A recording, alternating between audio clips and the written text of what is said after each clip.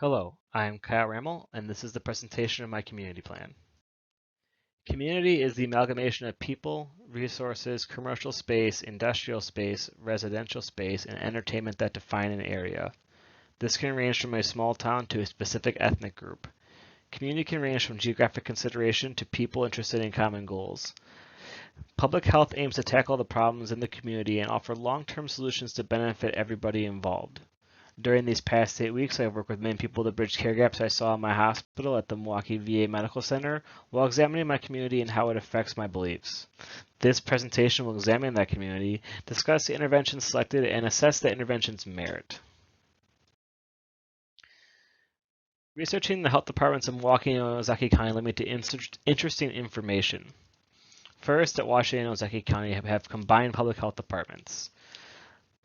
While Milwaukee County has only data available from the year 2016. On the other hand, the Washington Ozaki Public Health Department has data gathered from the prior year readily available and compares the counties themselves to the state of Wisconsin in each statistical category available in the 2020 annual report. I am to wonder that if Milwaukee County is stuck on 5-year cycles and COVID-19 may have broken up their statistical data, or they plan to continue their data gathering this year. The community assessment is vitally important to trend the general health of the community and to know where to allocate funds in the budget and what health priorities need to be addressed by the public health department. The Milwaukee and Ozaki County are surrounded by hospitals that offer superb community outreach and public health efforts that align with what Carlton and Singh assessed that health departments and hospitals should have in order to work together to provide better quality care, increase health comms, and improve healthcare literacy in the communities they serve. Mequon is an affluent, white-collar neighborhood with low crime, high income, and poor public transportation that sits on the edge of Milwaukee County. Its proximity to Lake Michigan and Milwaukee makes it an ideal location to live the suburb lifestyle while not being too far away from a big city to enjoy events like concerts, sports, and other recreational activities. The availability of healthcare and the relative wealth of the community are reflected in the Washington Ozaki Public Health Department's report showing each county has greater health outcomes and less disease prevalence than the overall Wisconsinite might encounter. However, this comes with the cost of keeping out low-income individuals and lack of public transport. In fact, the neighboring town, River Hills, bought out land so that the government could not place low-income housing in its borders. While Mequon is a great place to live for some, it is unfortunately not available to all. In taking a windshield survey of Ozaki County and the current area I live in, Mequon City, the big issue that stood out to me was the lack of affordable housing and public transportation. There is currently no bus system and sparse sidewalks throughout the city that would allow for people to traverse without having a car. The solution to this would be to allow the Milwaukee County transit system to run bus stops throughout Mequon. However, the problem with this is that maybe no one in Mequon would use it, and would the affluent suburb of Mequon want to have people or individuals working from lower income communities visiting their community on a regular basis? As ethically and morally reprehensible that may be, it is a consideration that the community council may have taken into account. The other question is, if Milwaukee County Transit were to run a bus line through the city, who would use it, how often would they use it, and what would the cost be to the community itself? Questions that I do not have answers to. However, looking at Mequon as a city, you can see that it consists of a primarily white population, and it takes up approximately 47 miles to give its population density 499.8 persons per square mile, which is well above the United States average and above the county in which it resides of Ozaki.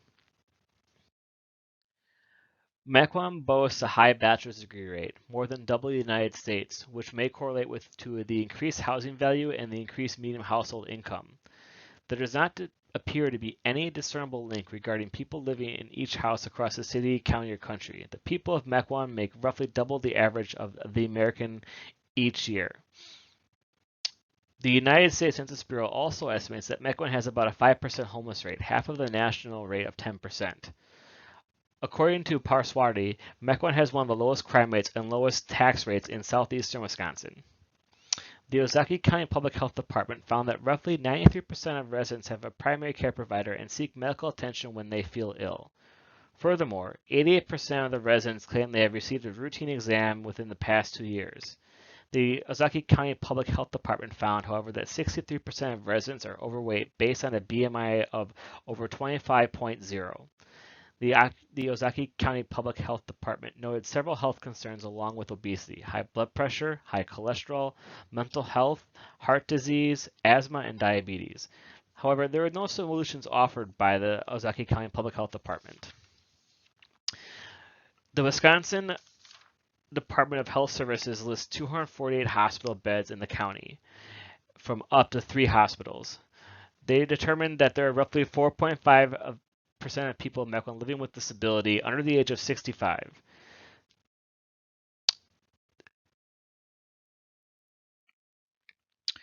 Mequon boasts several healthcare services in the city: Frater and the Medical College of Wisconsin, Aurora Healthcare, Ascension Healthcare, and Children's Hospital of Wisconsin. The only hospital in the city of Mequon is Ascension Columbia St. Mary's Ozaki. It is estimated that this hospital has 248 inpatient beds. The Clement J. Zablocki VA Medical Center also serves Milwaukee and all of the Veteran Integrated Service Network, or VISN 12, which includes Wisconsin, Northern Illinois, and the Upper Peninsula of Michigan. For this project, I decided to partner with the outpatient wound clinic at the hospital I work at, the Clement J. Zablocki VA Medical Center in Milwaukee, Wisconsin. There is a risk of infection to people in southeastern Wisconsin, specifically the city of Mequon and Ozaki County, which is related to a gap in care created when a patient with a wound leaves inpatient service upon discharge and a lack of follow-up outpatient consults placed due to not only system issues, but provider and patient knowledge gaps regarding wound care, follow-up necessities, and infection control. My goal is to allow the providers at the medical center to place outpatient wound orders within the discharge order set in accordance to inpatient and outpatient wound service recommendations. The people of southeastern Wisconsin, specifically the city of Mequon, will follow up with outpatient wound services that are recommended by inpatient wound services and be compliant in their wound care regimen if ordered. Inpatient wound services will provide detailed wound tracking through photography, taking a picture of an established wound, followed by wound photography every 3 days. Outpatient wound care will ensure the provider is aware of the need for follow-up during the initial wound consult. I have created a wound photography infographic on my home unit 4C and provide education in the hopes of more bedside nurses taking the initiative to not only take wound photos, but to consult wound services and feel comfortable doing so. I have been in contact with the division in charge of the clinical infographics in hopes to place a button on the wound consult template so that the provider is alerted for the need to have outpatient wound care, and then have a button inserted into the provider discharge order set to create that consult. This will bridge the gap with patients having wounds, being discharged, and then seeking wound cares down the road, but now there is an infection from an untreated wound and or the wound has grown so large as compromised the patient in some form. Having more quality wound photos will help track healing progress or lack thereof. Placing the buttons and alerts will allow the providers to ensure their patients seek outpatient services and that the providers are aware of the need for wound care. So far, I have created 2 educational infographics and flyers and educated my unit on wound care and wound photography. Community projects are often encompassing projects that involve many people of varying specialties and interests. It is often important to collaborate in order to achieve the desired goal. Networking allows participants to build relationships for future progress and allows individuals to assess their strengths and weaknesses based on their involvement and contributions to the project. I initially partnered with Michelle Post, CWOCN, an outpatient wound nurse, to help me understand the needs that aren't being addressed in the inpatient setting. We came to the conclusion that 1. Inpatient nurses possess the ability to take wound photos that will allow outpatient services to track wound healing during inpatient stays, and 2. That there is a care gap when a patient leaves inpatient services and requires follow-up care, but the outpatient clinic is not only unaware of the discharge, but there is not even an outpatient consult placed, and the patient is left uneducated about their possible wounds. I then created a photography skin injuries infographic to place in each nurse station in each Pyxis room on 4C. I was then asked to head the skin education committee by my manager, Angela Garza. I then created the pressure injury prevention 4C education committee pamphlet with Michael Gonzalez. who is also a nurse on the floor. Michael had previously created an infographic, Operation Heals Up, to address the hospital-acquired pressure injuries that have occurred on my unit back in January 2021. To provide this education, I was allocated 1 hour each shift to educate around 4 to 5 nurses and 1 to 2 certified nursing assistants on pressure injuries, pressure injury prevention, and wound photography.